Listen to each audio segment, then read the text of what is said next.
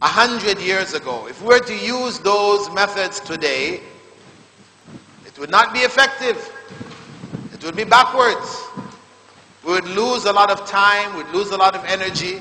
So, modern means of transportation, that's the only way to go. That is progressive.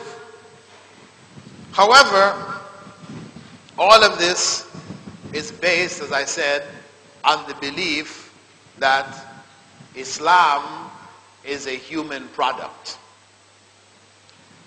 So what has happened today is that we have modern trends. Three major trends. The first is that Islam is irrelevant amongst Muslims. Those who have accepted that Islam, in fact, is irrelevant. Just as among Christians, among Jews and others, there arose among them those who rejected religion in its entirety. Human rights are not preserved. Oppression of women is widespread. Therefore, Islam is irrelevant today. Among Muslim leaders, we had Ataturk. Ataturk, who began after World War I, began the secularist movement on a wide-scale level in Turkey.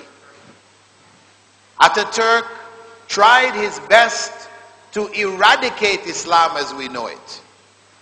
He instructed that the adhan should be made in Turkish, that in the mosques, chairs like what is found in the churches should be introduced. The prayers should be done in Turkish. It was illegal for any man to wear a turban on his head. He had to wear a bowler cap, like what was worn in Europe at that time. So he tried his utmost. However, the will of the people overcame his efforts. He didn't succeed. The second major trend is the belief that parts of Islam are relevant, but parts are not. Culture, cultural ties, family, festivals, the Eids, etc.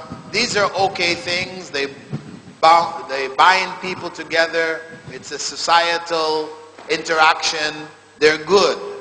But there are other parts of Islam which have to do with governance, legal systems, etc., which are not relevant. The third trend is the trend that all of Islam is relevant. All of Islam is relevant. That trend is labeled as fundamentalist. Those who say that all of Islam is relevant, then they are considered to be the fundamentalists. And fundamentalism is equivalent to terrorism. Fundamentalists are terrorists. Either they openly espouse terrorism or they quietly hold it in their hearts. In fact, after 9/11 in the US, the New York Times had a list of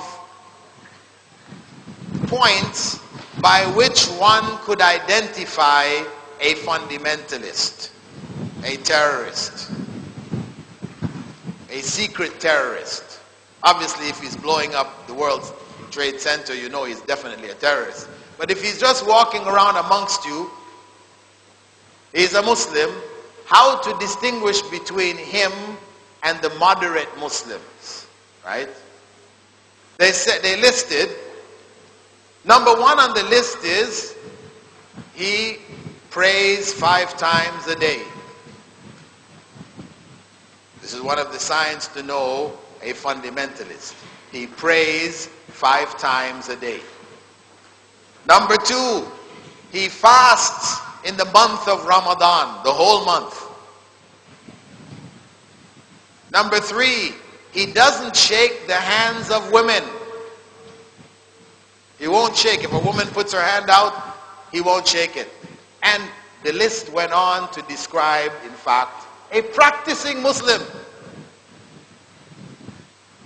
A practicing Muslim. He became the fundamentalist. The non-practicing Muslim, what we call the Friday Muslim, he only shows up in the masjid on Fridays, or the Ramadan Muslim, we'll see a lot of them when Ramadan comes along. These are the moderates. Right? But those who seek to practice Islam on a daily basis, regularly, they are the fundamentalists.